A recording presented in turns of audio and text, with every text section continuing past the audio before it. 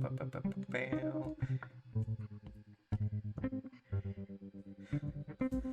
love how fucked up this main menu sounds.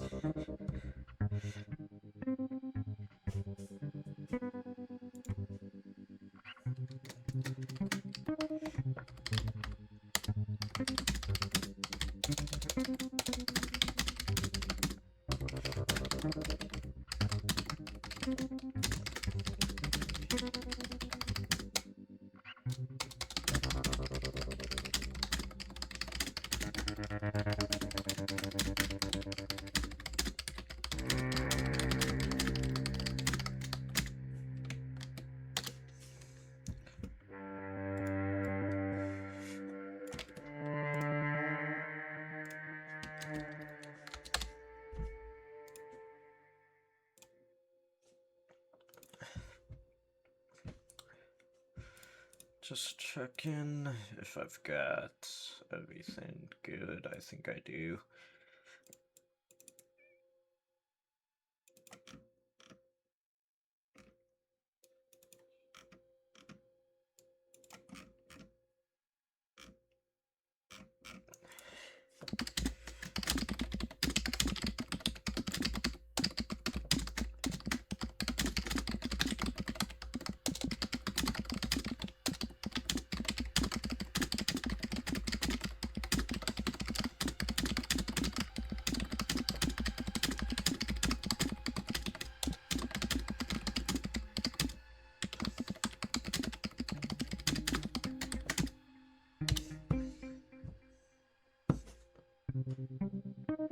My headset's beeping at me.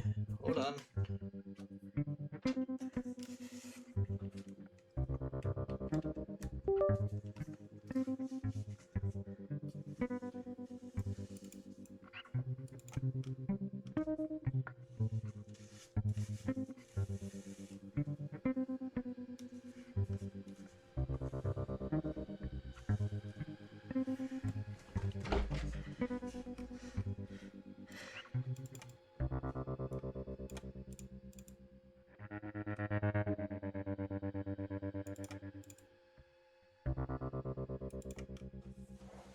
I'm gonna wait a tiny bit, maybe for a few people to stumble on in.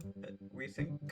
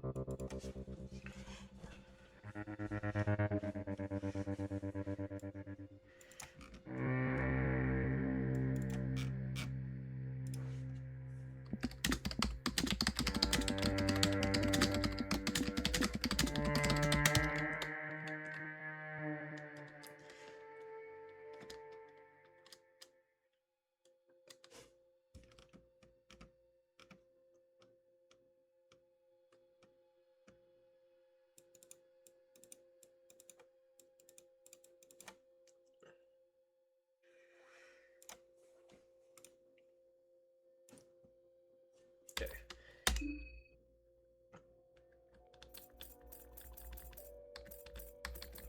So I've already been chose. Shout out Rue. Told me who to play. I definitely did not ask him who to play. We're gonna play Karen. But yeah, I'm gonna wait just a tiny bit for a few people to stop on in. They said they wanted to see this happen. Wanted to be here. I need to post in my here. There we go.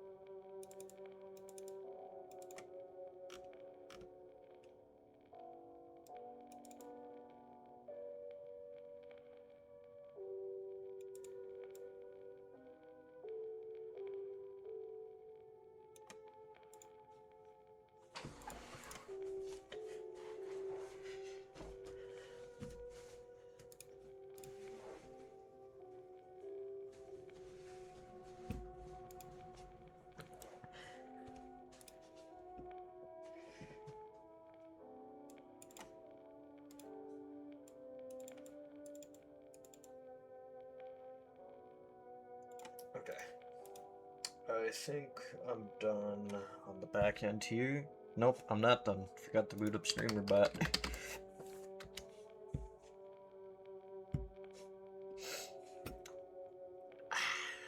Forgot to boot up streamer bot.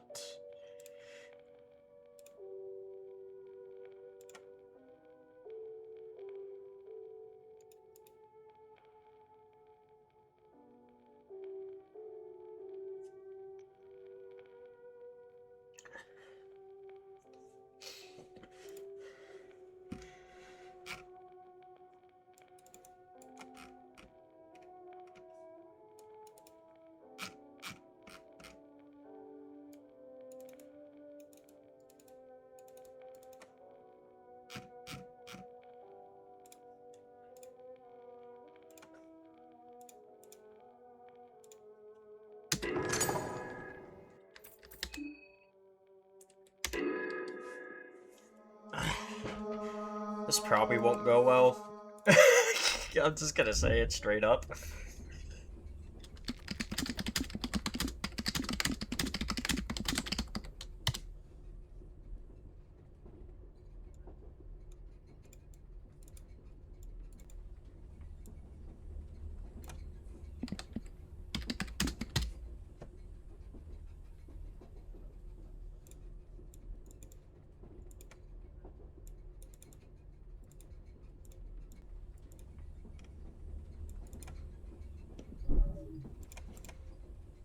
Alright. Skip character history? No. The soothing sound of the rail tracks. You are not used to such peaceful and tranquil atmosphere. You can't help but let your mind wander. You reminisce on what has led you to this point in life. You were always a curious child. Your older siblings and your nanny had kept you out of harm's way to the best of their abilities. Just a moment's lapse in their vigilance, and you'd be running behind a corner for one of your many misadventures. Your parents were always busy. They had very little time for you and your brothers. Instead, you were raised by Dahlia, the nursemaid of the household, a tall woman in her 30s, originating from the eastern sanctuaries. In your memories, she was alright, but something always felt off about her.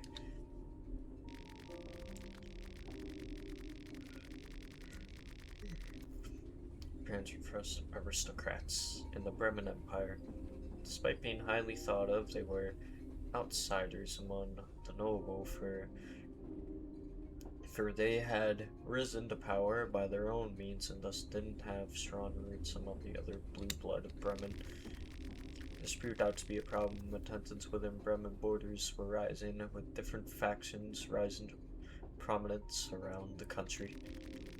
The situation looked bad for your family, as you didn't have strong lineage to back you up. When the time came to throw someone at the wolves to please the general public, the Sire family was the first to go. Certain populist factions were able to agitate the common people to start riots, and a huge mob headed towards your family manor. In a hurry, your parents gave you to Dahlia's safekeeping and told her to leave the country. They would look you up when things had settled down. Or that's what Dahlia told you afterwards. You were still a bit young to remember properly, but you could have sworn that Dahlia never consulted your parents about your departure. In your memories, Dahlia just flat out kidnapped you. Whatever the case, you and Dahlia traveled to Jediah, the capital of the Eastern Sanctuaries, recently named Eastern Union, after they joined forces with the Varinian Republic. The culture shock was quite drastic. We had never seen such poverty and such riches side by side in the street view. All the unfamiliar sounds and scents from spice vendors that circled your automobile. It was all too much for you, as you were growing restless by the minute. Dahlia struggled to contain you as you opened the car door and jumped out of the moving vehicle.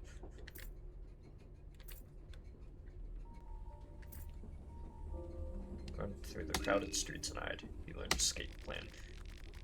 You threaded through the crowds quickly and gracefully. All those years of playing tags with your brother paid off.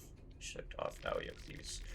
However, once the evening came, you grew hungry. You weren't certain about the plan anymore. You heard Dahlia yell for you tirelessly. Even after all these hours, you decided to give in, reveal your location. You're still a child after all. What are you going to do instead? Dahlia tried to assure you that you had nothing to worry about, but once again, she gave that off, if you would. You didn't know what it was, but you seemed to have a sixth sense when it came to judging people's character and honesty. So you ended up living with Dahlia in a decent-looking building. She was cashing checks to maintain your lifestyle. Dahlia's version of the truth was that your parents were looking after you by sending money, but you had a feeling that it was just ransom money Dahlia kept spending. It wasn't all bad, though.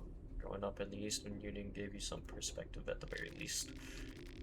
The way the local authority oppressed the locals made you wary of those in power.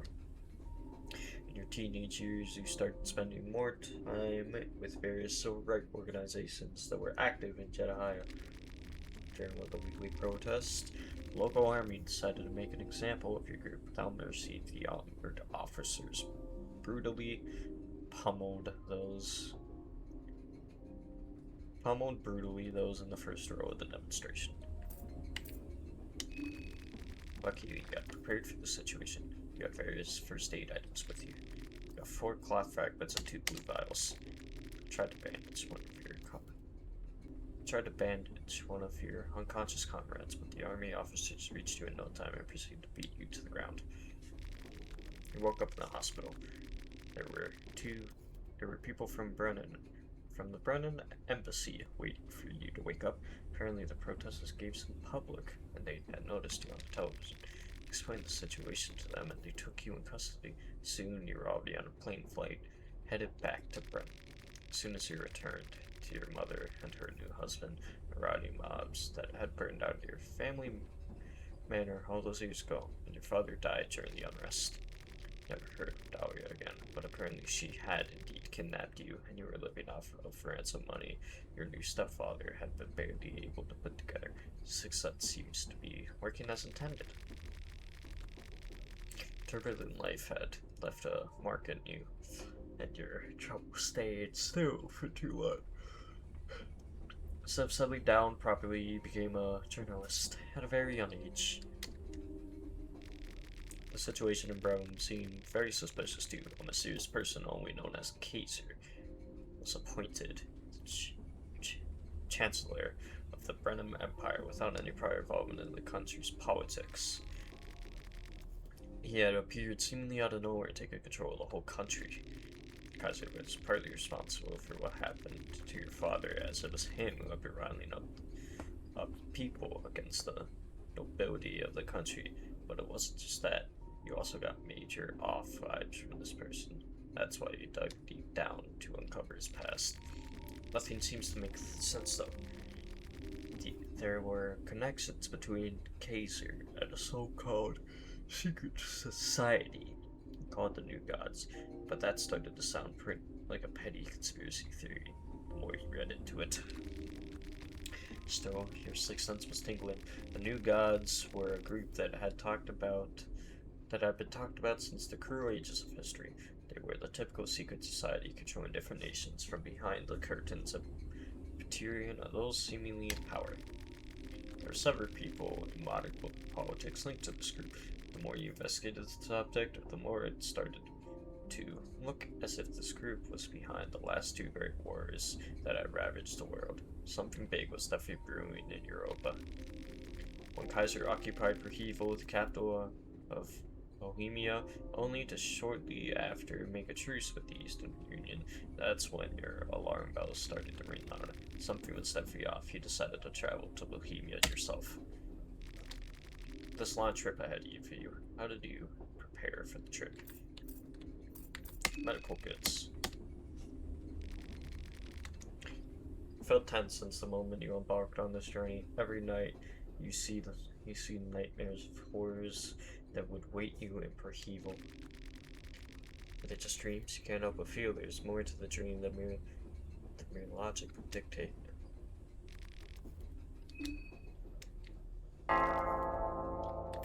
Let's not skip the intro this time.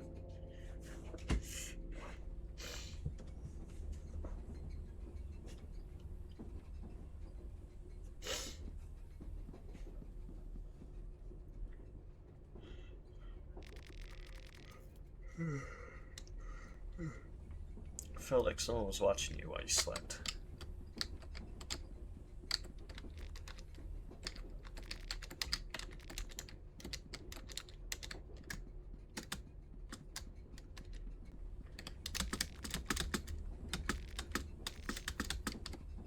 Pet Pills is fucking good. What the fuck?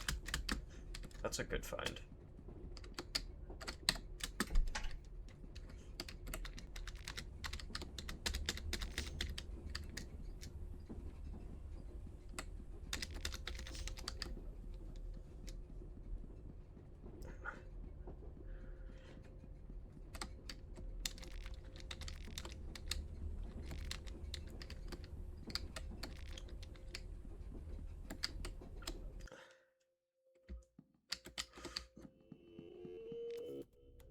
You. I've been looking for you everywhere. Just where did you run off to? Don't you understand the hurry we are in? I don't understand. As the genitor bulge out of his sockets as his expression intensifies. No one expects you to. You're a stupid fucking human after all. Now get your ass back to the workbench. This is your last chance. Next it's punishing time. What am I supposed to do? What? You're supposed to assemble new cubes, of course. That's fair. I'll figure it out yourself. If you're not capable of much, you're beyond hopeless and useless in every sense of the word. What you googling at? There's nothing to see here. Eyes on the cubes. Work or I'll rip those eyes off your pretty face.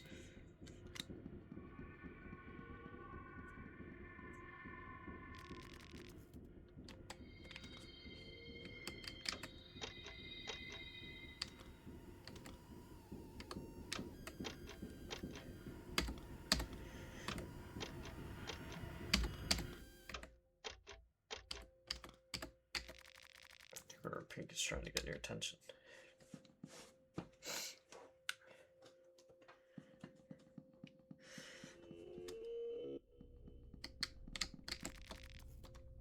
Just where do you think you are going?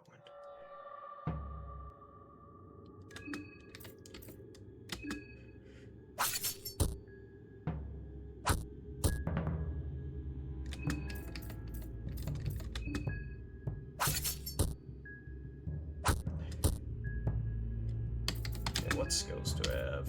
Talk. And then I'm better at talking because I'm a journalist. It still didn't cut it off, man.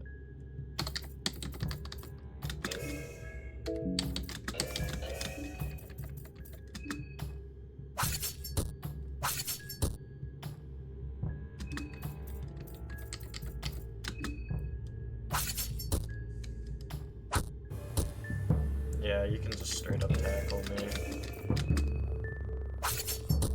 I probably should have been going for the body.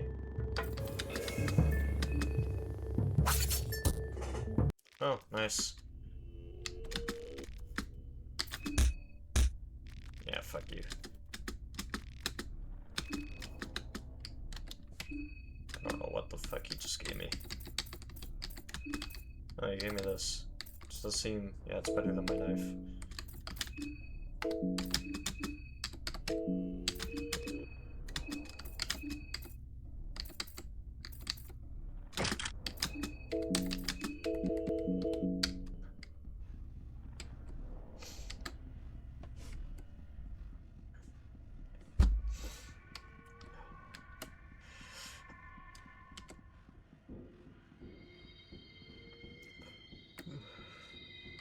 That hurts if you're like you're losing your mind. Here's all the new gods.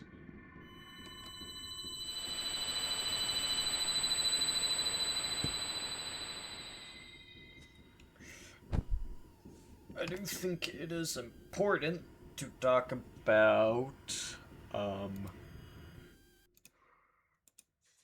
the prequel. When we talk about Portrait of an Infection here. Ah, there you are. A mysterious person greets you in a monotonous voice. Got pulled from that nasty place. You were going deep in that rabbit hole. Now you are safe under the beautiful green hue of the moon. Welcome to the Moon Tower. What is going on here? That is what I am here for, to explain the situation you are currently facing. To explain the great once-in-a-lifetime opportunity that has befallen within your grasp. Since our words cannot possibly reach my master, I must speak in his behalf. To my master be, well, for now, let's just say that he is the delinquent one, the trickster moon god. Me, you could call me Percolate. I am just a humble servant of his celestial majesty. You are his dreamer, he is the dream. My master has invited 14 of you to join us on this jubileo of cosmic proportions. 14 candidates, but only one true victor. The festival of Termina is upon us. I don't understand any of this. It is only natural. All this must have come to you so sudden. This must be very confusing to you. I won't burden you with all the information at this very moment. Just head towards the tower. That is all you need to know for now. I will gladly answer any questions once you get there. But until that, let us meet under the moonlight.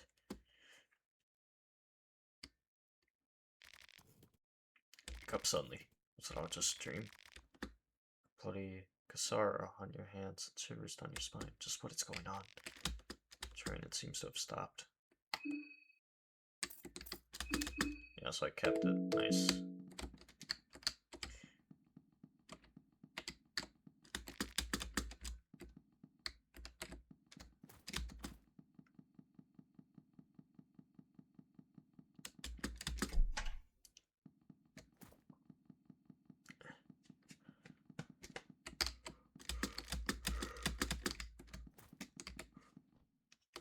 There did Tanaka.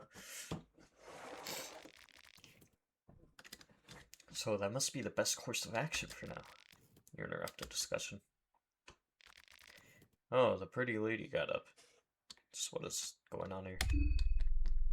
Good question. We're pretty puzzled about the situation too. The train left us here at the outskirts of the city. All the train personnel, everything gone. No explanation. It's got nothing to do with the war, does it? Not that I'm aware of. It's been dead silent since we got outside. Just because it's silent doesn't mean there's no army around. Like I said, at least I'm not aware of any army presence. Free to check your surroundings yourself too. In any case, we decided to stay and wait for a while. Someone has to come for the train sooner or later. If you're not in any hurry, I'd recommend just taking a seat inside and maybe try to relax. Maybe we could introduce ourselves. Sure. My name is Marina. My name is Olivia. Lovely to meet you all. You can call me August. Hey, I'm Henrik. If you need any help with anything, let me know. This mystic gentleman over here is Osa. It was Osa, right? Silly man, pretty sure it was. We were the first to wake up.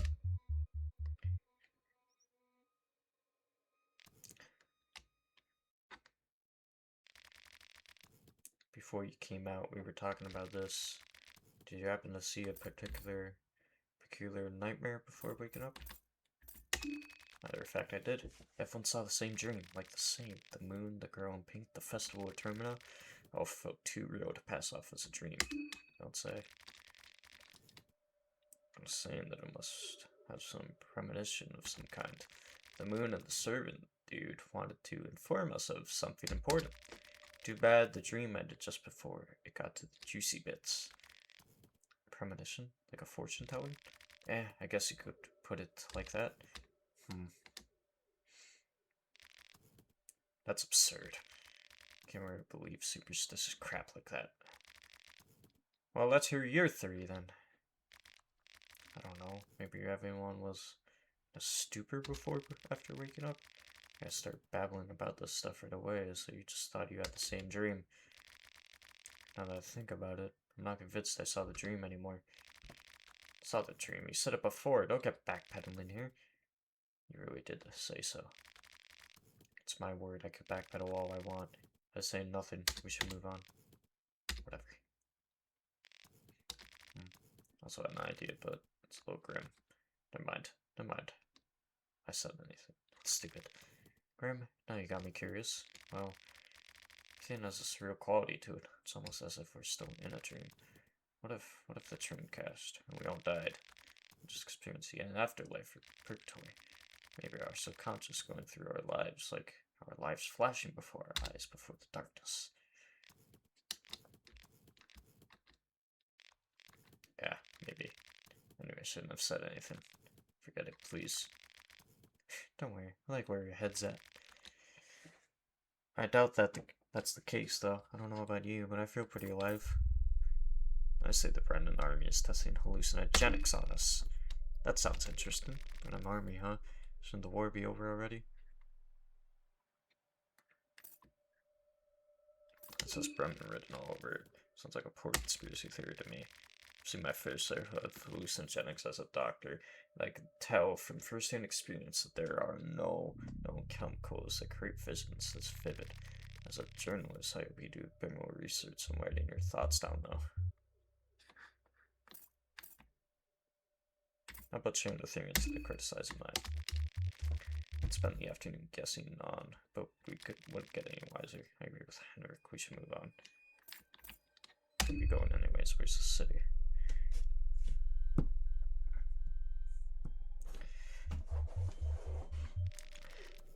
Look up, over the forest top.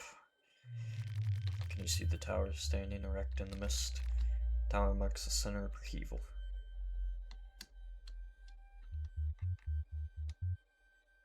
It's as simple as that. And there's upheaval.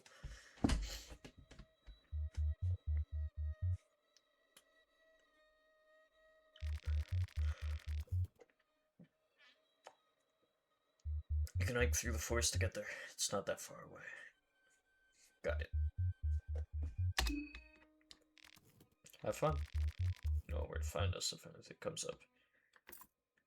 What are you going to do? I'll wait here, I guess. I'm not in a hurry.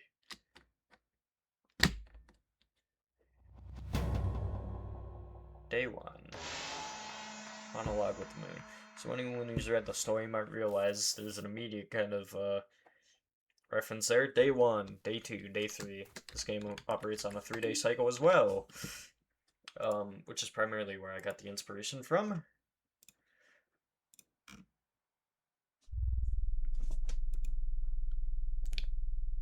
And then, so in terms of what originally inspired Soul Extraction, I wrote that when I first wrote The Crying City.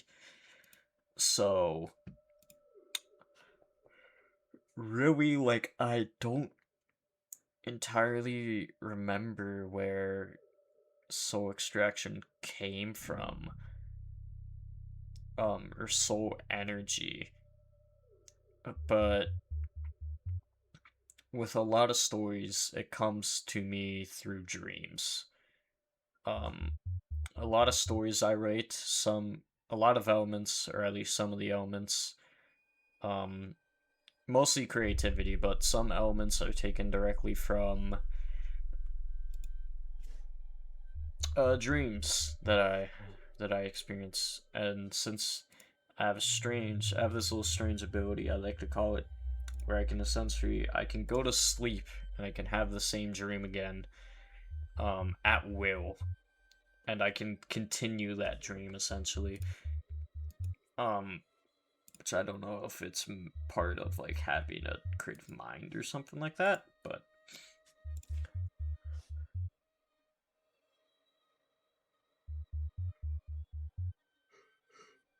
yeah. Ah, yeah. Sorry, I'm tired. But that's where I draw a lot of inspiration from. So,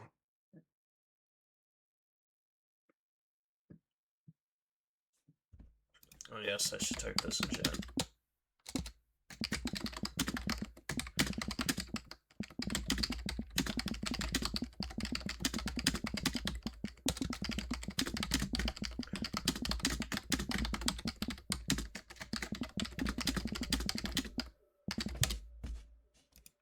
I can't pin it.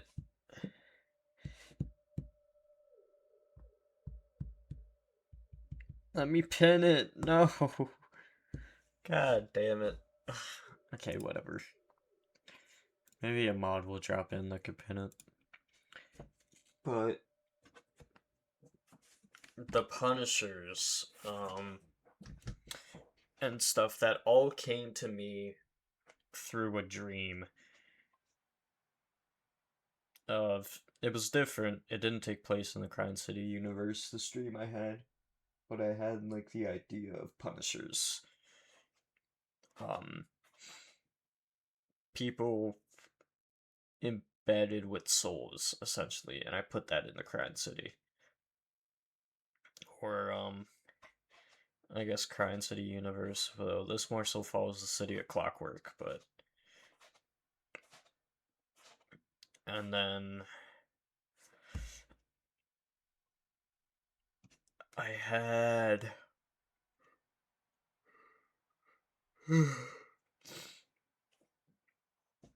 So, I had wanted to write a Halloween story, and I knew I kind of wanted to continue off of the world because I had such success when I found the Crime City and wrote it. And I knew I kind of wanted to write off that a bit. So I decided to set it in the City of Clockwork, and that was the main drive behind that. Was I kind of realized the idea of stealing the soul of something. Hold on. Okay, I thought I heard some white noise. I think it's in game.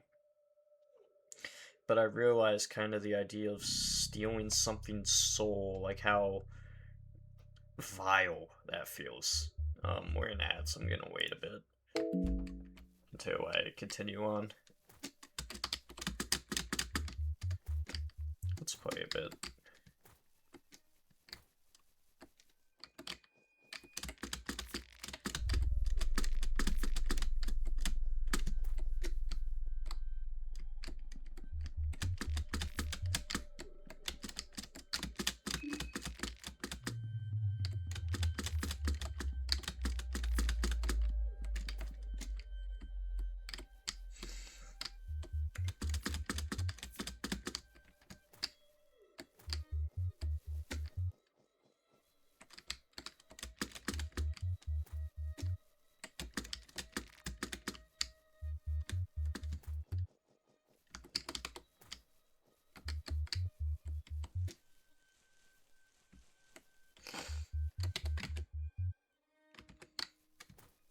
Just trying to see at least when the ad break is over.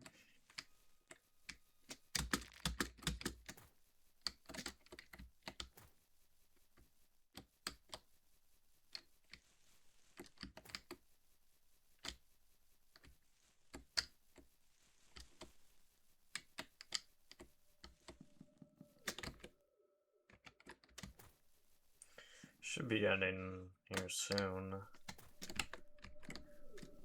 Oh, Tonica.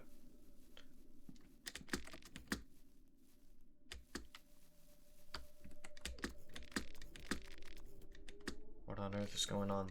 They're dead. They're dead. Should we report this to someone?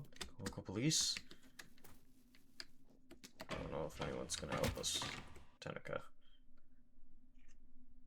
I think ads should be over.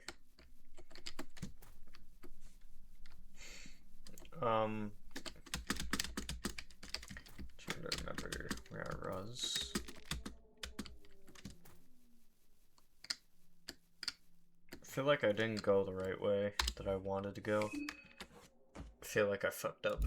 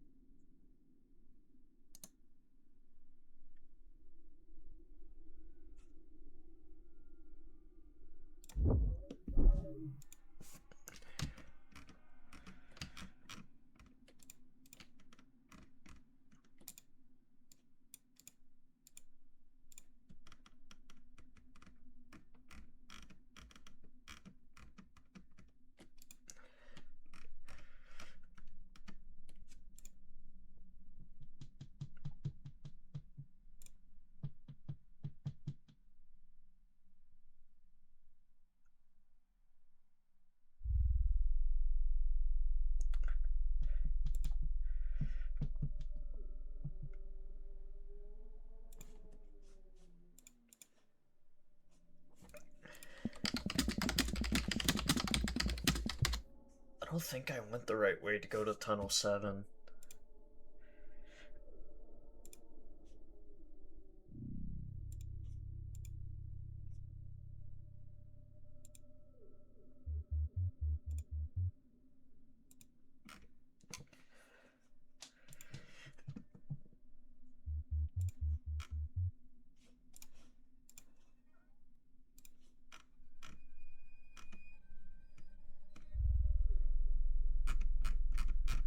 Maybe I did and I just don't remember it. Fuck. It's not good though.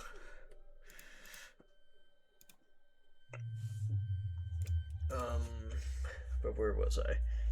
But yeah, so I kind of realized the idea of stealing something's soul, how that could play into like religious implications, right? Because it's never mentioned either in like the Bible, I guess. Or I think just any form of religious scripture of the idea of stealing one's soul. Or stealing the soul of something. I don't think it's ever mentioned. I guess thou art not steal. Or thou shalt not steal. I'm not, I'll be honest, I'm an atheist here, so I'm not the most educated. I grew up in a Christian household, all my friends, not friends, but family and stuff was Christian. So I'm definitely the outlier here. But I don't think it's ever mentioned, so I kind of played upon the idea. Okay, this is the way to Tunnel 7.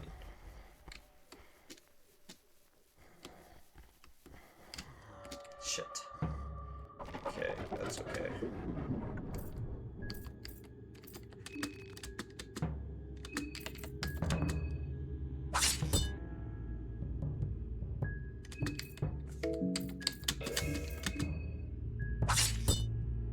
There we go. And then I can just run, and since I have escape plan, I can run better.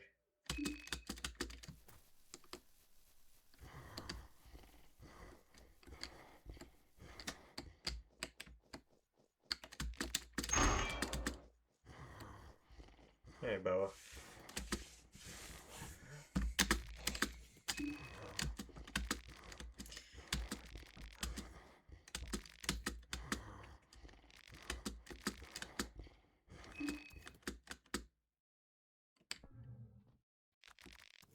This place is incredible. Or the Eastern Union had a big underground networks around Behavioral, but I wasn't expecting this. What did you hear? Something like that. It's on the newspaper a while ago. Goes to my line of work, so obviously I keep eyes on articles like that. Wait, we haven't even introduced ourselves, have we? I'm Bella. Nice to meet you. I don't have to say a word, but I'll be traveling with you for a while now. More than welcome. So she has Sword Circuit, I think, which should hopefully help us out. Here.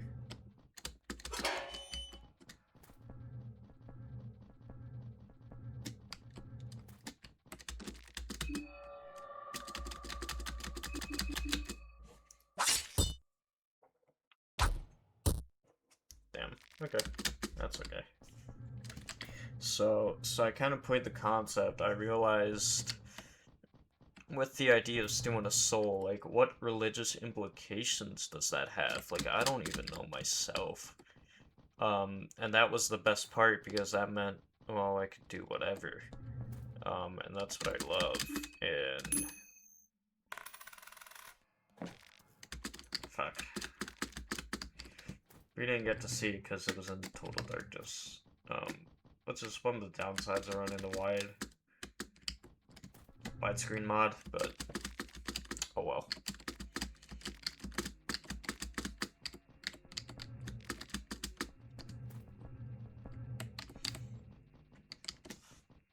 But yeah, the benefit is I got to write essentially whatever the fuck I wanted to do. Like, it didn't matter at all. Could be right, could be wrong, well, who's to say? Because none of us are right, none of us are wrong. It's just opinion. So, so what I essentially wrote, I guess my opinion, if you would, is I imagined how that would be like the grandest of sins. To take someone else's, what makes, not what makes us human, but what gives us life. To steal that for your own personal desire, doesn't matter what it is. I thought that would be the worst sin um, a man could ever commit. That's what I thought when I looked more into it. So I kind of realized, well, if this is the worst sin man can commit, then what's the punishment? You know?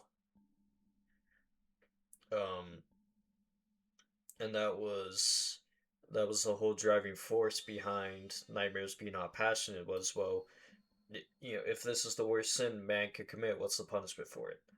Nightmares Be Not Passionate was about the punishment. Of one, when humanity pushes itself forward in the wrong direction, which is also what Portrait of an Infection is about, and two, um, just exactly what punishment is for messing with things we should not or we don't understand, or we play tricks or these games that we aren't supposed to like, that we were never supposed to be engaged with in the first place. Right? That was driving force behind it all. If you don't mind, chat, I know we haven't been live for that long. Well, it's been 40 minutes, but it's getting a little cold in my basement. I'm gonna grab a jacket, and I'm probably gonna go use the washroom too, so I'll be right back in a second. Just let me add a new text.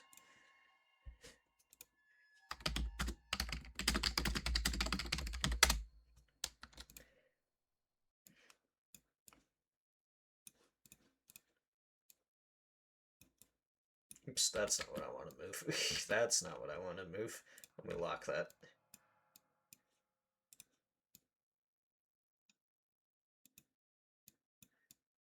There we go. Alright, I'll be back, chat. Sorry, give me 1 second.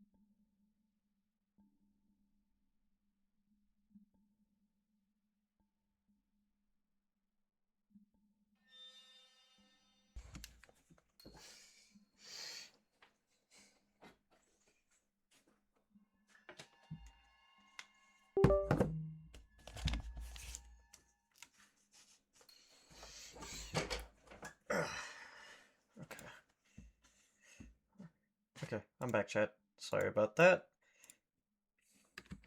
Let me just move that. Okay, so yeah, Nightmares Being Out Passionate was about the punishment, the consequences of committing a grand sin. Um, Portrait of an Affection was more so about the aftermath and the denial. So what happens after the consequences and the punishment, and how does humanity react? And oh, on that story, I made it. They essentially rejected the warning. So what is? How do they reject it? How do we move on when we do something so terrible? How do we just shrug it off and continue to do it?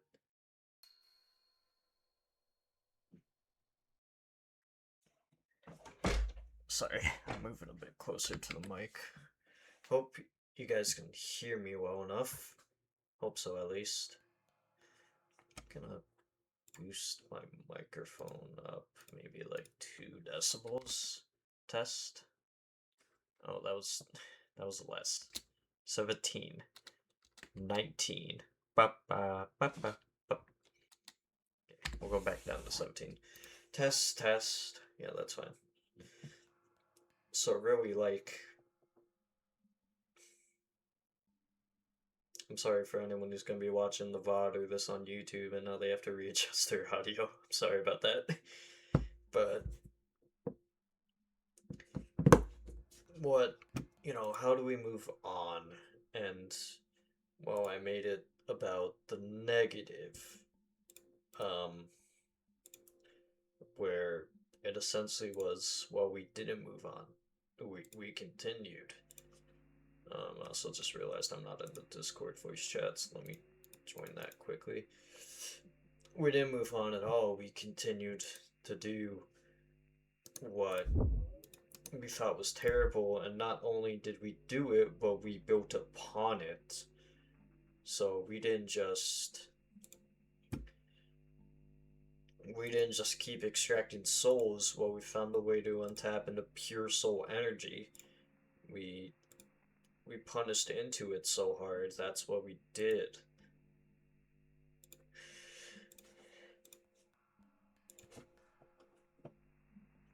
Um, so it's partly, I would say, the story is partly about the denial aspect, but also when humanity pushes itself in the wrong direction even more, into more things we don't even understand and will never comprehend in the first place.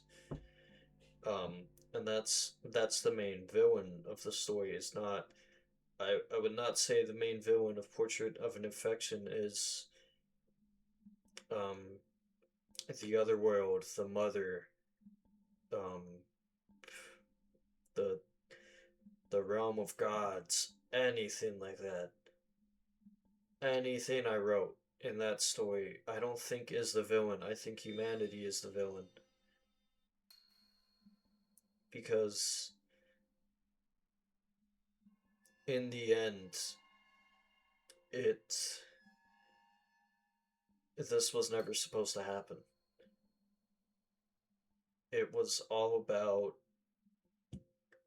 humanity continuing to try and deny the laws that are supposed to hold us together, not because they intentionally, well, they do intentionally bind us, but not to hinder us. It's a means of protection.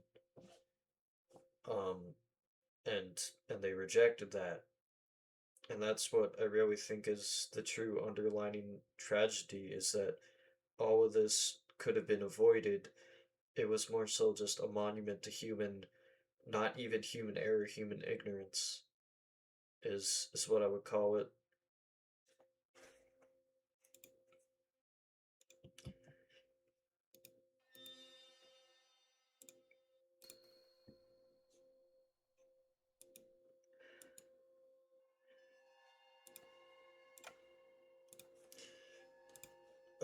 I need a text because I know Viper said she wanted to stop by one of this, but she is going live and she hasn't stopped by. She said she would, so I'm just gonna text her telling her I'll upload the VOD to YouTube if she wants to watch it.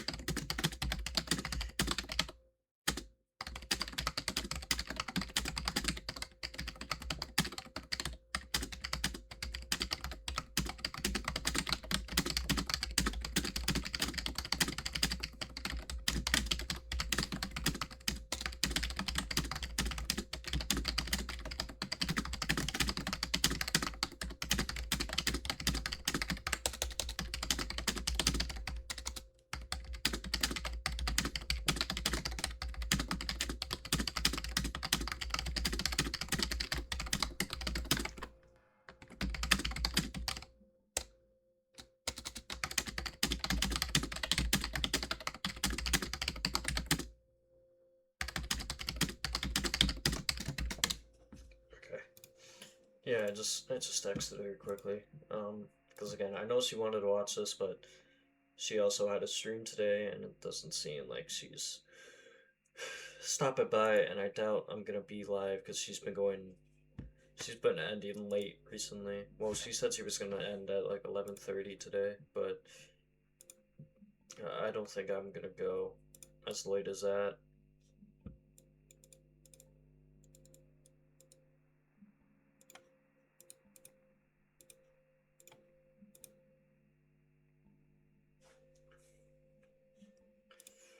Um,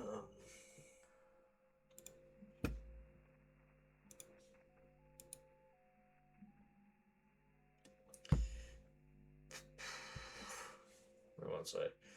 Yeah, so and another big thing too is because I don't remember if I did this in Nightmares Be Not Passionate or not, or if it was.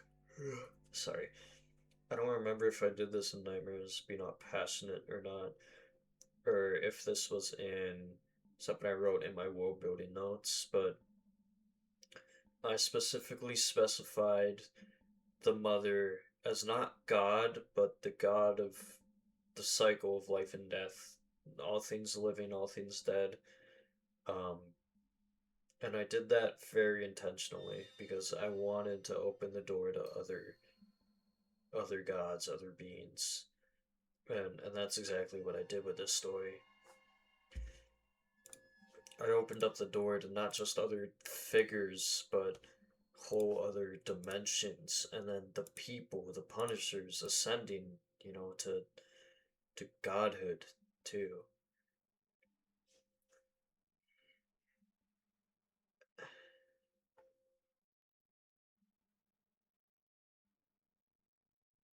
Um,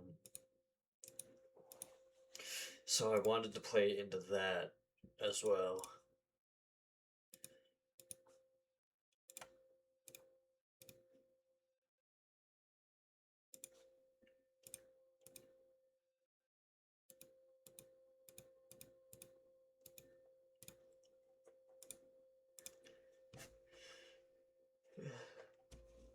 Sorry, Viper is just.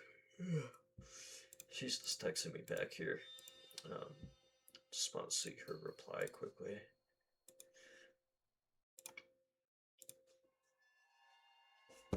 But yeah, I wanted to introduce. Um, because I felt too that when it came to Nightmares Be Not Passionate, since that was all about the mother, um, around the time I wrote it, I think. Was it before? No, it was before, I think. Um, the Silent Hill 2 remake had came out. I didn't play it until I think Christmas of the year that I released Nightmares Be Not Passionate, but. ah. But, when when it came to making the dimension the mother resides in. Like, that wasn't something I entirely did when I wrote Nightmares Be Not Passionate because I didn't need to back then. It all took place in the realm we live in, right? And at the end of the story, Samuel does slip into the other world, which is a reference to Silent Hill, for anyone asks. Samuel does slip into the other world, but he doesn't recognize it at first because he doesn't realize he really has.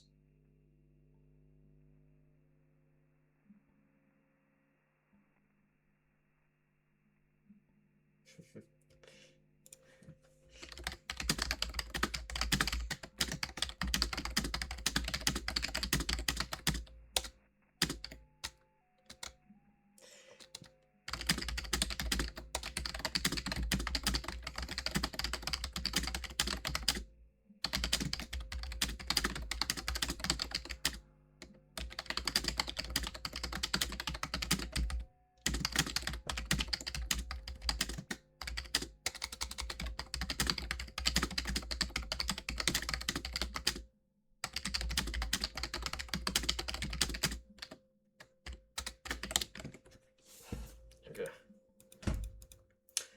We have ads coming up here in a tiny bit.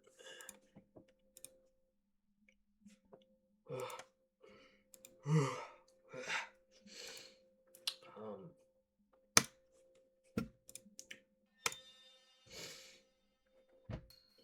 but yeah, I didn't need to write the nightmare dimension, the other world.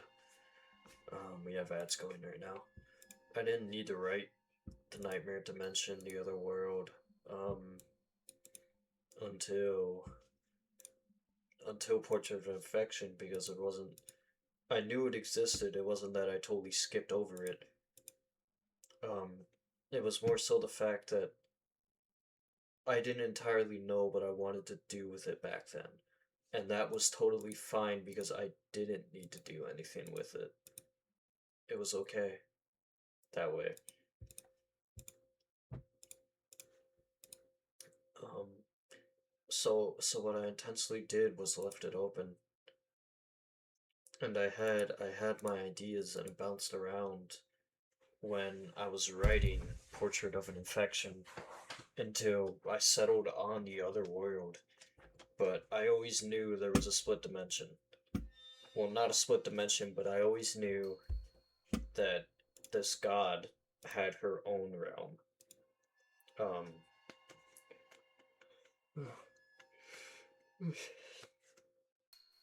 and one thing I always like to do too is gods in my stories. I like to relate. I like to make a reflection of myself. Um, that was no different from the mother.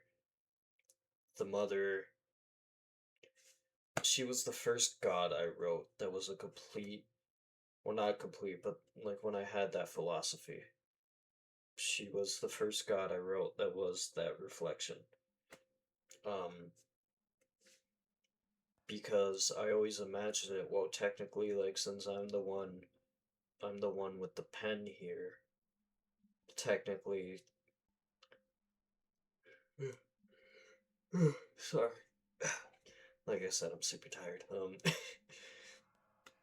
I'm the one with the pen here. Like I said, I'm the god to all these stories. Whatever I write, it doesn't matter if it's a god doing things. Well, I'm the one writing that god. I'm the one writing what they do. So, in a sense, in these worlds, I am a sort of god of sorts. And when I came up with that concept, I decided to play with it. Well, let's make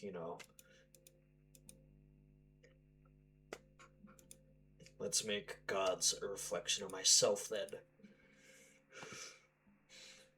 If I am in myself a god in these stories because I am the one writing them, then let's play off those themes. Why not make that god a reflection of myself? So the mother in herself is just a reflection of me.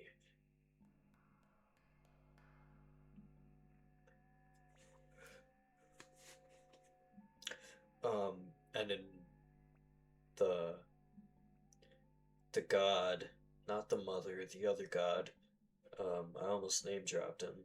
I didn't intentionally name drop him. Although I guess you guys have a gender now, so gender reveal party for the god of Portrait of an Affection. But he too is a reflection of myself, but he's a different kind of reflection. He reflects something different than what the mother does.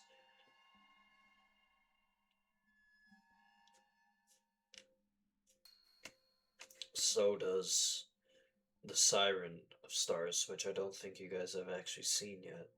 So that was a bit of a spoiler for the next story in the down the line. Fuck. I gotta be more careful next time I do these.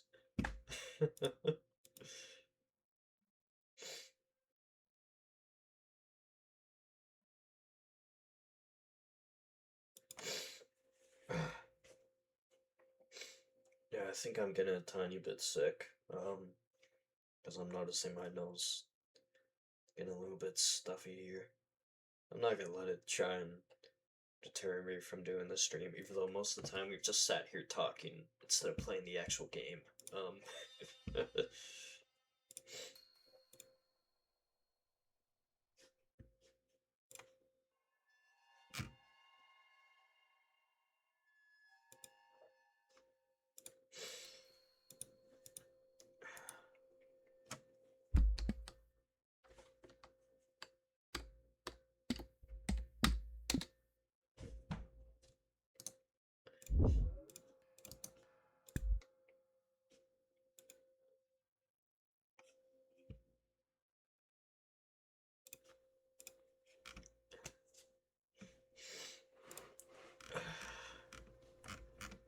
Fuck, where was I? This is prime ADHD right here.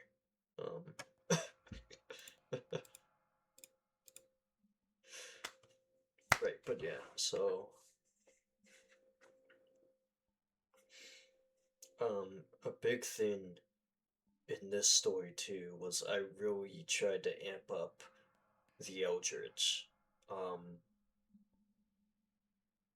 I wouldn't entirely say Nightmares Be Not Passionate is a Lovecraft story as much as it is a thriller, a slasher, a psychological story.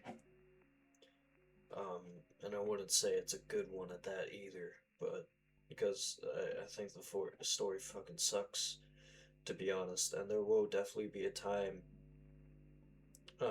that now I've accepted it being an author, I'm going to go back and rewrite these stories at some point. With the more professional nature that I am now as an author. But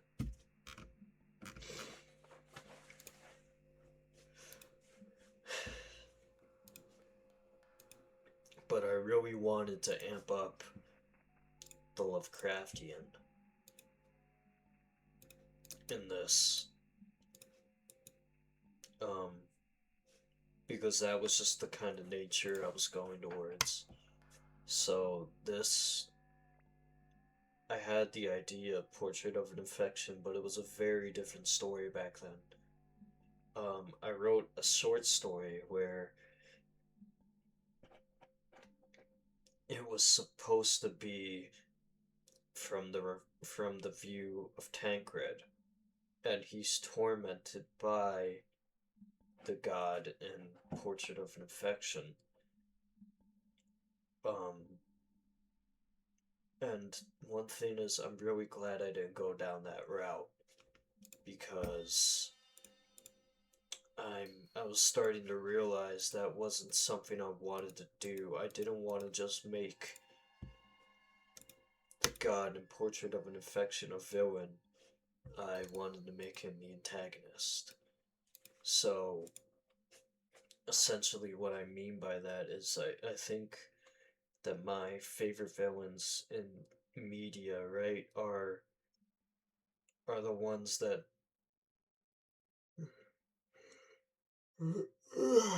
sorry.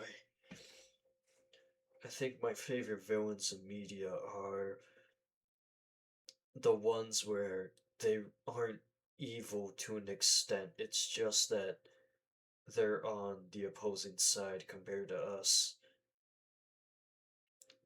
That's what I think that's kind of more so what I wanted to make this story. Because could God be evil? I mean, yes, definitely. But I think when it comes to that much power, and reason and concepts, so on and so forth, that we can't understand because we ourselves are not gods, I don't think it's as black as white and white as good and evil. That's what I think. So I didn't want to just make him evil. I wanted to make him an antagonist. Because in my mind, I don't view him as evil. I view him as a god. I view him as nature taking his course. Is what he's doing hurting humanity? Yes, definitely, without a doubt. But is it so wrong if that's like what he's, if that's what he's made to do, or like that's what he's always done? That's just the nature, right? That's just the nature of his being. He's not evil. He's he's much more in depth than just a single word can describe. And that's what I wanted. Because, like, I'm sure everyone loves a good hero story. Hero, good v evil, yin and yang, hero versus villain, whatever. And don't get me wrong, I do too. But I think I think stories should be much more interesting than that, and they have the capabilities to be much more interesting than that. So why not try, right? Why not be unique? Why not try to make something different? Something that defies what's been standardized in us, which is good versus evil. Well, let's just take that and say, well, what if there is no evil? What if there is no good?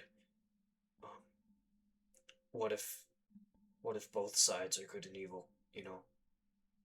And to be honest, I don't think that's just like how to write a good story, but also like that I find is just that's just life. That's nature. Like we could take anything in our real world, a wolf eating, a fox or something. Is it good? Is it evil? That's no, that's just nature. It doesn't it isn't defined by that. We may see that and go it's evil, but from the wolf's eyes it's good because that's me, that's hunger that it's replenishing that it needs to survive. And in the end it's just nature. That's just how they operate. They don't have the same morals as we do, nor does a god have the same morals and understanding we do. So it's not good or evil. It's nature. That's what I wanted it to be. And I feel like that's exactly what I did, which I'm very, very proud about compared to making making it a straight story about good and evil. Well, no. because there is no good, there's nature. Is there evil? I would say there is. I would say there's evil in humanity. Simple as that. Humanity committed the grandest sin you could against a god more powerful than they could imagine, and they took her warning and they crumpled it like a piece of paper and lit it on fire and burned it to ash, and they denied her despite the warning, and they doomed humanity all for the sake of resources, of pushing forward. And in the end, it didn't even become that, because when they found soul energy, it became a fight to ascend to true godhood, and that is what caused them to open the doors into another dimension that they didn't understand, and that's what allowed these creatures beyond our understanding, beyond our morals, beyond our comprehension and power to invite themselves into our world. And that's exactly what happened, and that's the story of a portrait of an infection. There is no infection in a sense that there's no parasite or sickness entirely. Well, I guess there is in the story with what the god is doing to people, but that's nature. And I would say the infection is more so humanity's infection, our our desires,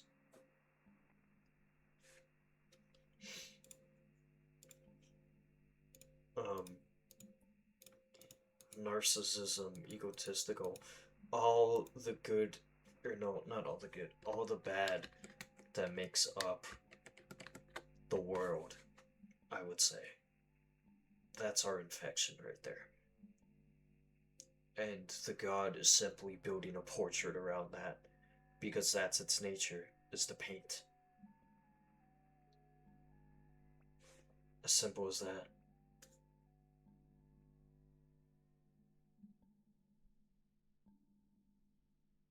Yeah.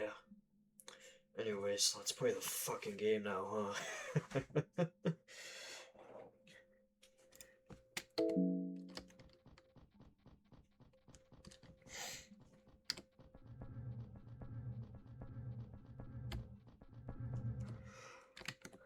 Or do we want to talk more? No, let's talk more. um,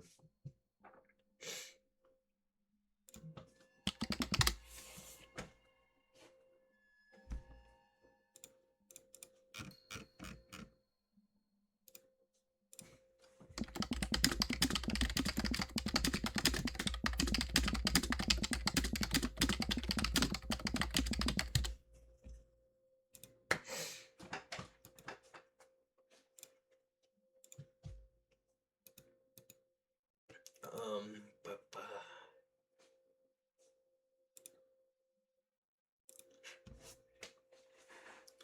what about like the industrialism? I guess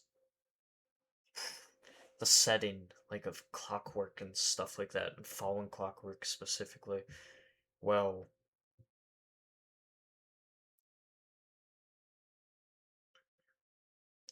I feel like a ruined city can say so many more words than a city that is alive.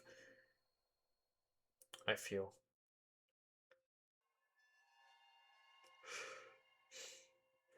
So, I find fallen clockwork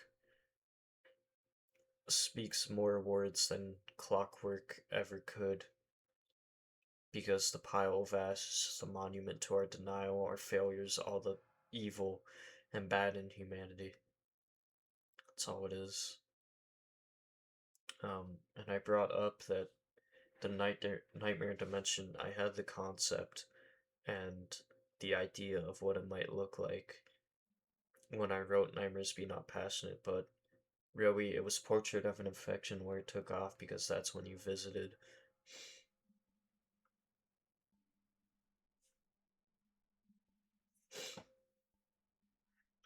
Um, do I have regrets when it comes to the story?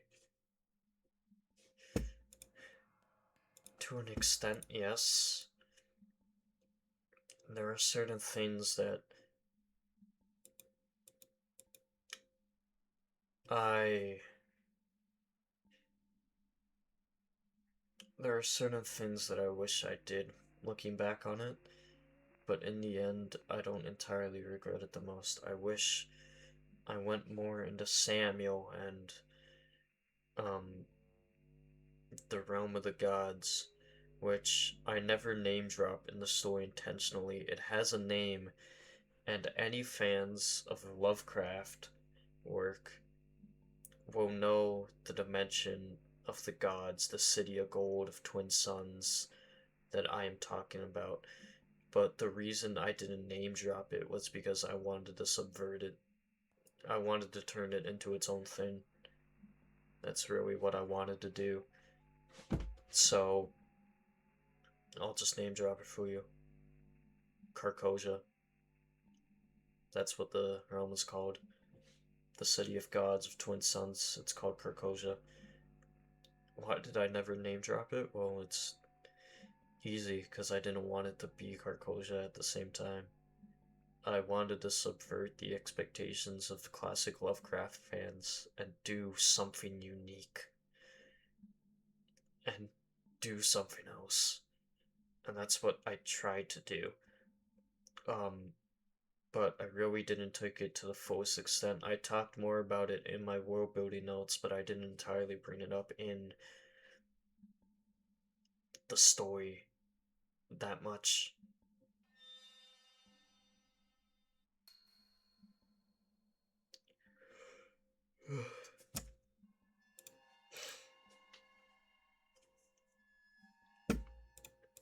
um, and the reason for that was because I didn't want a run on story, and really, I began at that end of day 3. I was beginning to feel like I was losing. It was losing its charm. That's kind of how I felt with the story. Not that I was getting tired or it was getting bad. I was just feeling like if I continued, it might become a run on and it might leave more sour tastes in people's mouths. And I I stand by this so badly, especially after writing several shitty stories over the past year, maybe work that I'm not proud of that I released.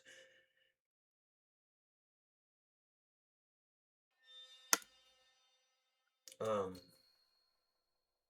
where like I've always tried to prioritize work, but or making something good, but now it's like I've kind of realized more what changes or like what affects that in a sense.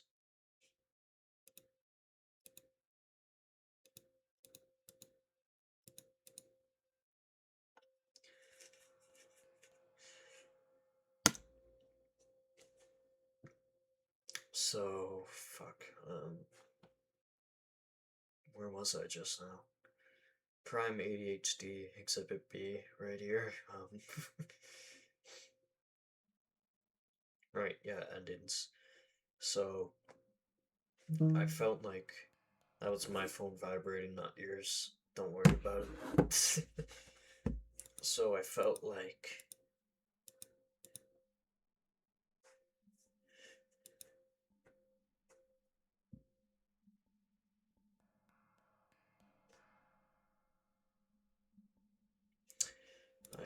like that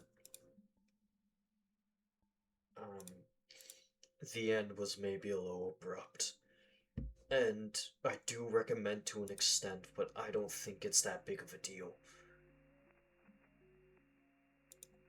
Because really, like, I don't think. Obviously, there's some things that could have been done better, but I don't think you need to continue forward.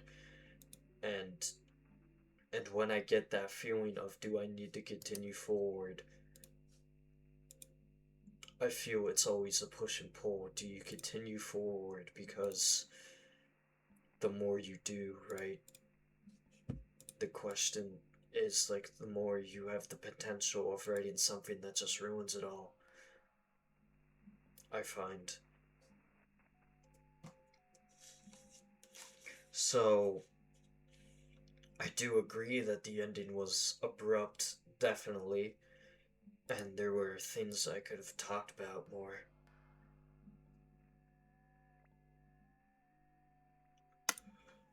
Like Samuel or Carcosia, what exactly happened during the Punisher age. I don't entirely think I need to, because in the end, I don't think any of them matters entirely. Because I gave you what you could feed on, and I pulled the Lovecraft. I pulled it out, and I gave you the hopelessness at the very end with the realization of what's been truly going on, that it's something you can't truly understand. And that's the Lovecraft moment in every story where your brain breaks because you understand what you're not supposed to understand. Ignore that sound, that was my dryer.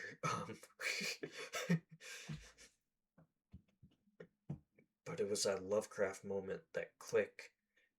And that's when I felt I should end this, because the stories always end at that click into madness. And really, like, Lovecraft gets a bad rap these days for all the wrong reasons. But it was that click at the end where you cannot just recover from obtaining knowledge you are not supposed to know. And that's what I feel like Lovecraft is about, even if that's not the straight definition. That click, and that break, and the knowledge that you're not supposed to find, I think that's what makes Lovecraft Lovecraft. It's always the madness, and you can't recover from it. So I ended the story on the madness with someone who's always kind of been a little mad. And I really dug in to see, like, well, what do I think would happen? And I decided the best case was that silent dance at the very end. No words. She doesn't say anything, and he doesn't say anything, but she knows what he would say, and that's why it appears in her head at the very end. And that was too, my threaten to take away punctuation and all that. I think was one of my favorite parts of the story. Was writing those madness sequences where I threatened to take away from you, like, the laws of writings, the laws of English. I took away capitalization, I took away punctuation, I took away, whatever. Because in my mind, I've always said this about music too, and I think it applies to writing, where I think if you stick to the rules, you're never gonna make something interesting. Um, Now that's not entirely true now that I think about it more, but I do think I agree, definitely agree that you always will make something much more interesting when you know how to break the rules of what you've established. So I took writing, I took the rules that, you know, I took the rules of language, and I broke them. That's what I did. And I did that intentionally. It wasn't an act of laziness or whatever. It was an act of understanding what makes writing and taking that away to make something interesting. That's what I wanted it to be, and that's what I did. Exactly.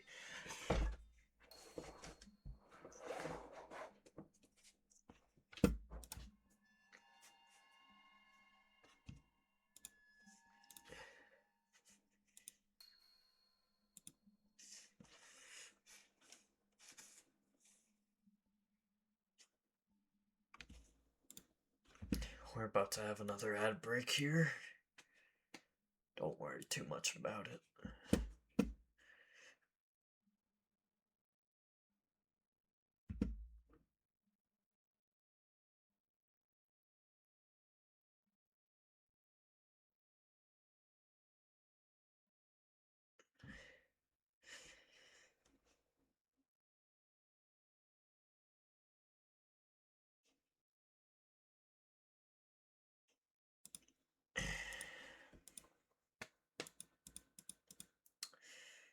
Yeah, that's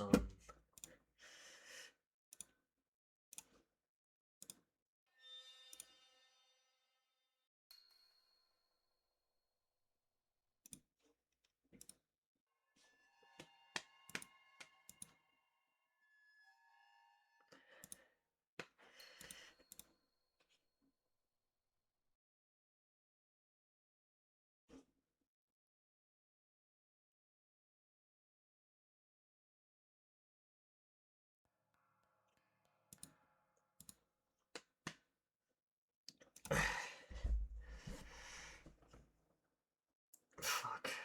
I can't remember what I was talking about. I think I was just about wrapped up anyways though, so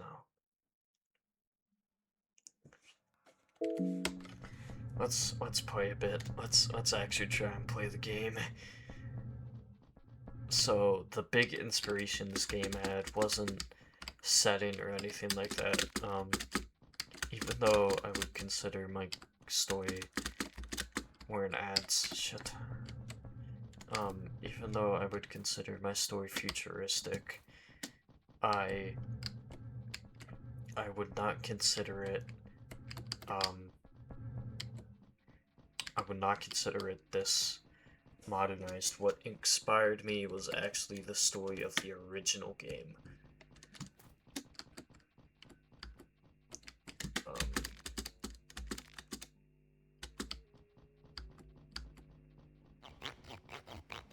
Sorry, Danica.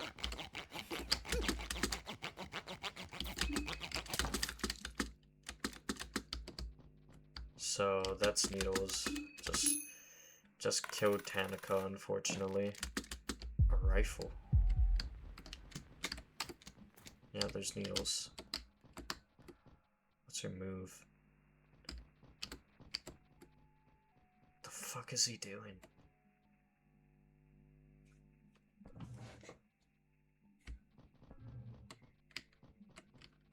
Oh, I need to get through him.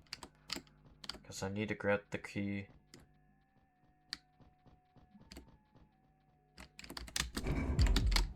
Shit. I wasn't expecting it.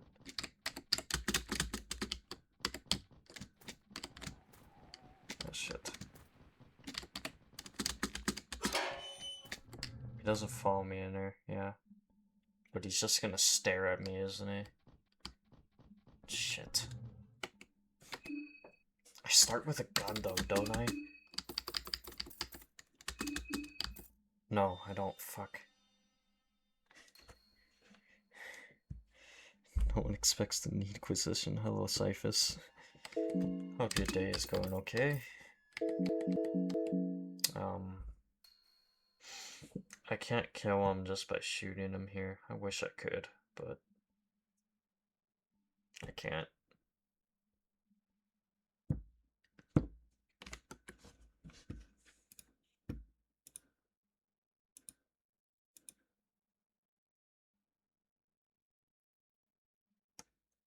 I feel like I recognize your name from another chat. I don't know which one though.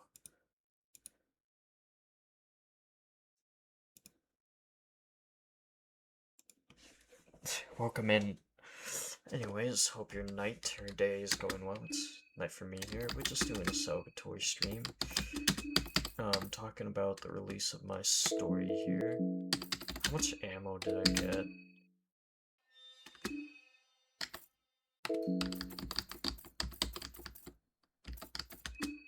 Oh, it says right next to it, doesn't it? Does it have one ammo? Shit.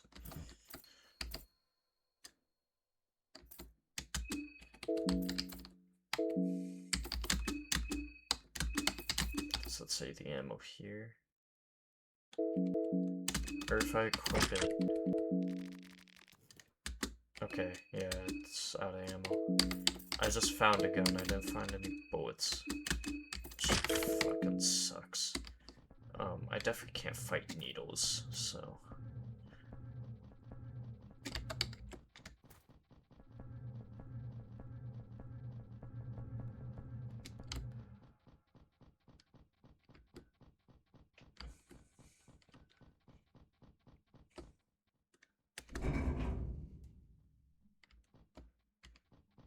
I don't know if I can, like, trap him.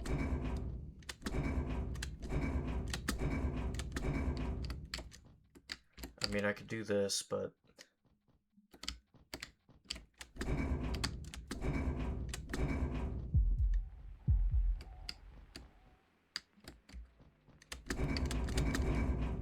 Fuck. I just made the situation worse for myself is all I did. Yeah.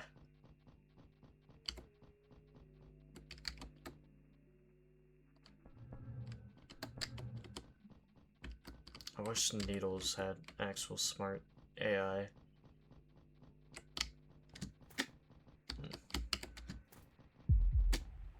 God damn it.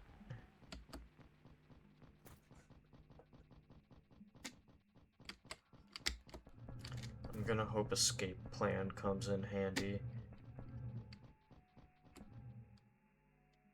Let's wait for stamina to regen here.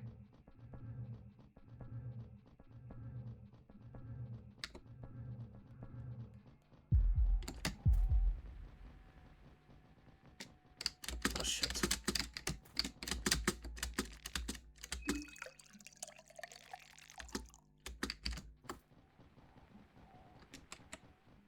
Oh fuck, why'd I go up here?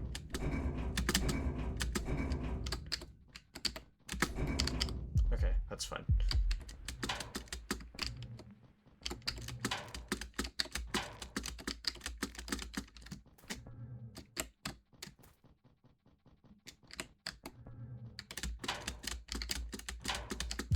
Well, I think there's supposed to be 2 pieces of gasoline in here.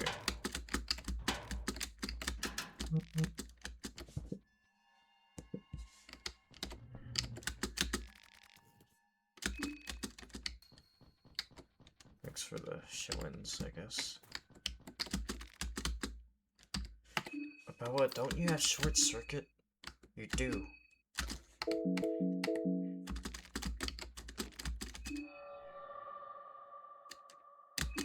Oh, but there's no electricity going to it. Shit.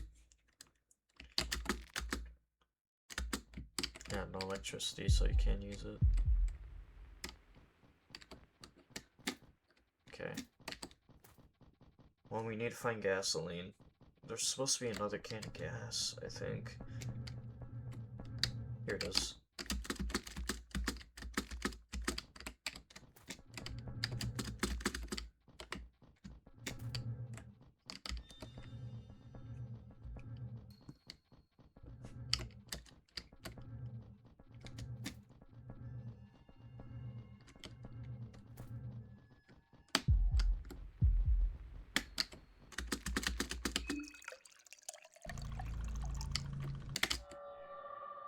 I ran straight into him.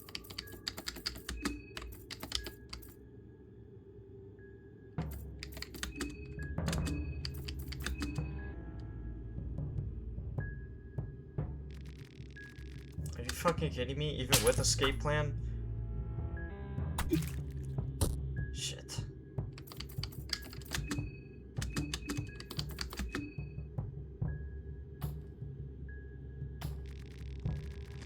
You can't be serious, man. I think we might just die here. We can't beat up Needles.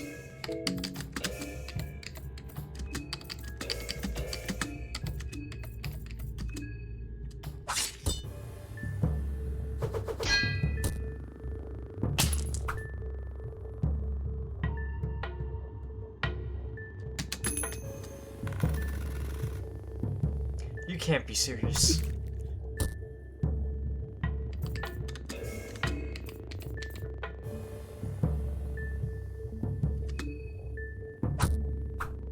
And I'm attacking with my bare hands. We're dead. No. There's no way. Can't run because we're not Karen.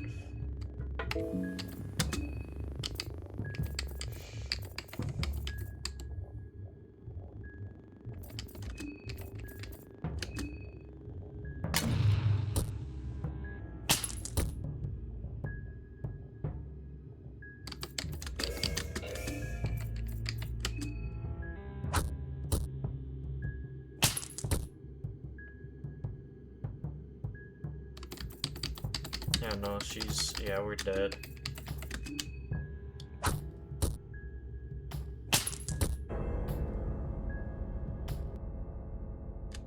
Shit. That's very unfortunate.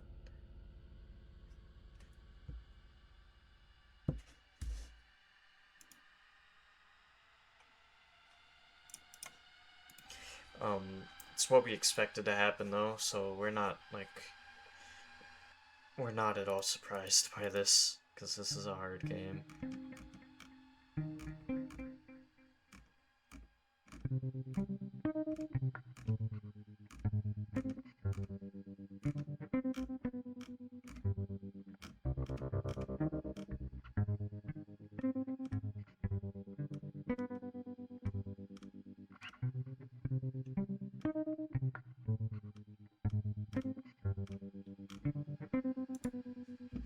Yeah, shit. We expected this to happen, but yeah, because this game is difficult, and I'm not at all good at it, but I'm very embedded in the story. So, you know what I'm gonna actually say we maybe do?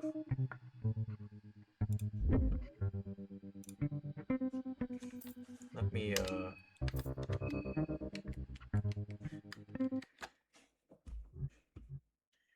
here. Let me window capture. Here we go. So, we'll kind of show, I guess. I'll show you guys, like, the whole story kind of behind inspirations and stuff like that. I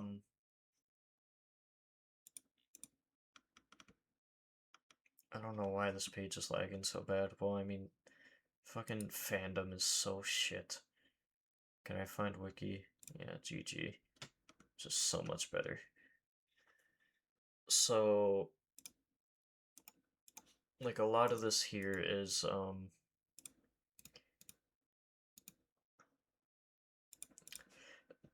we'll go over the books, I guess, but this is kind of like an alternative to the real world that we live in. It's kind of like an alternative world of sorts. And they have a bunch of different gods here. So, like, we have Almer here, who I think is supposed to be, if I remember correctly, he's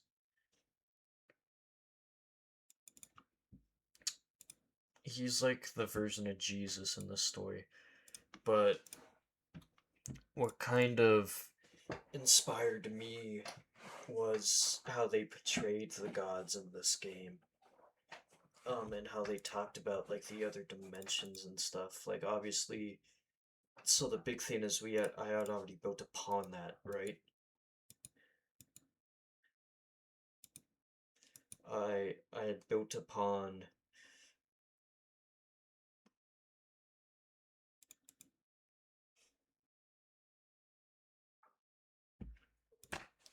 the alternate dimensions already, but hearing this story was kind of the, I don't know what the fuck that was. That was me, not any of you guys. But it was kind of the push I needed to make the story the Lovecraft I wanted. So it talks about, the first game is about this horrible exploration of this horrible dungeon, riddled with this all this shit. It's one of the darkest games ever made.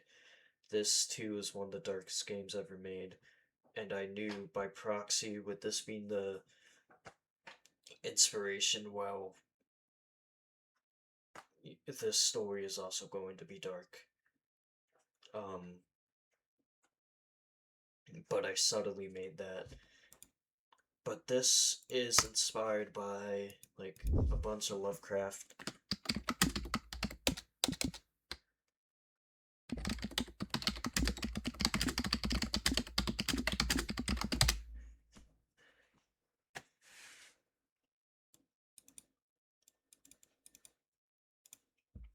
So like Shadow over Innsmouth, Call of Cthulhu, The King in Yellow, which is always a big inspiration for a bunch of Lovecraft media. But it's also from like Berserk and Silent Hill and Bloodborne, like it just said there, which are all series I too also like so very much enjoy.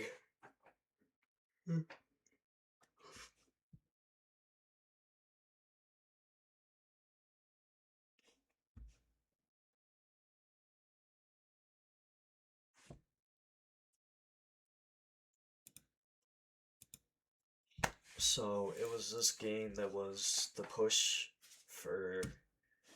Oops. It was this game that was the push for the kind of Lovecraft I wanted. Definitely.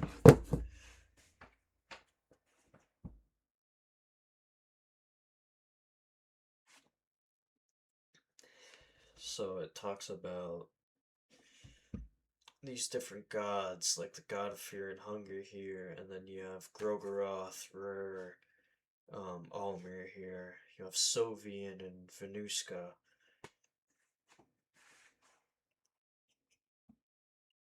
Um, it was this world of gods that obviously I was inspired before I knew about fear and hunger, but this kind of inspired me to make it what it was, which, and then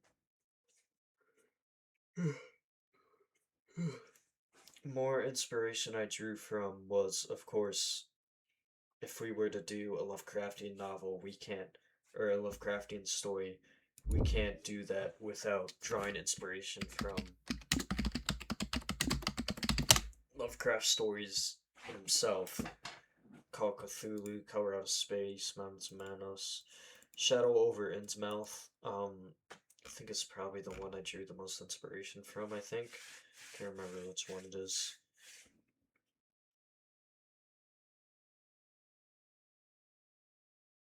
But of course, we couldn't talk about that without bringing up the King in Yellow too, because Carcosia is a big part of this too. And by proxy, the other story that I don't remember, I think it's just called Carcosia, or it might be called something else. I don't entirely know.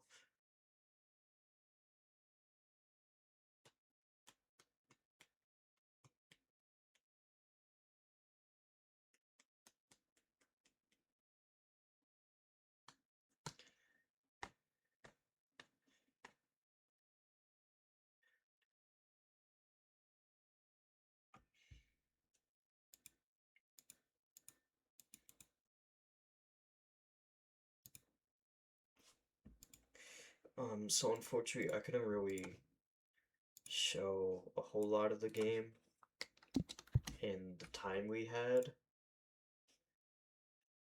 Because like I said, I'm very bad at it. But like, let's look at character designs here. Like this dude. Yeah, you have the platoon here.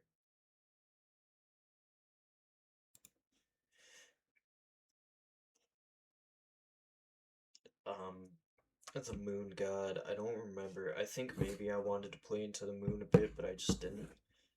And of course, I can't talk about this game without bringing up Moon Scorched here, which is the main inspiration for the Painted. In itself is, I don't want to say a copy of Moon Scorched, but I definitely took a bit of inspiration there when it came to what exactly is being painted and stuff like that. Like, what does that entail?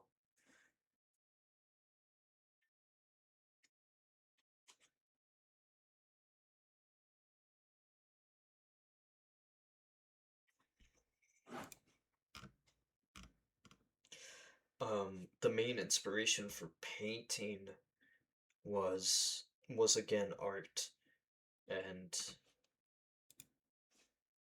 love chart. That's funny. She loves Marina, who loves Levi, who loves drugs. Sounds about right.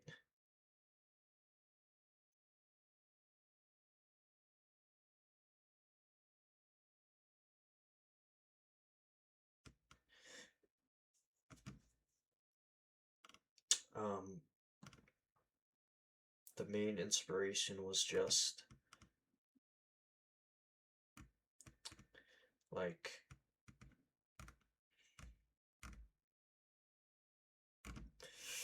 it was again art, and I made the god based upon art, you know? Because again, God's a reflection of myself, and writing is a form of art. But I would say creation in general is a form of art. So, so that's precisely what it was, I guess. It's just like a form of art, essentially. Um, this God has the power to paint and create. That's just what he does, essentially. It's just a form of art. Um, and one reason I did that too was to not rationalize it, but make it familiar so I could then, again, lure people into a false sense of security and horrify them more with concepts they should understand that are human, should be human, being twisted in ways that shouldn't be possible. Like someone being painted, like there's been sculptures and all that, but someone physically being turned into a painting, you know?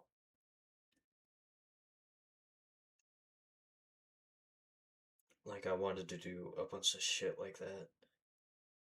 So, yeah, unfortunately, this wasn't as long of a stream as I wanted it to be. Um, like I said throughout the stream, and I'm sure you guys can tell, I am tired.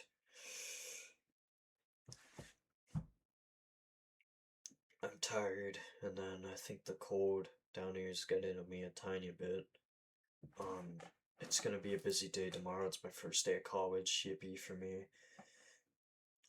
And I'm sorry for not being so energetic lately. It's just been hard if I'm being honest, but I do want to keep streaming. And I wanted to do more RE9 tonight. I don't think I will. I might tomorrow, because we were gonna do Tekken tomorrow, and I still want to do Tekken ranked tomorrow, and we might even do some open lobbies. We might throw some hands with Gans or Effigy, something like that. But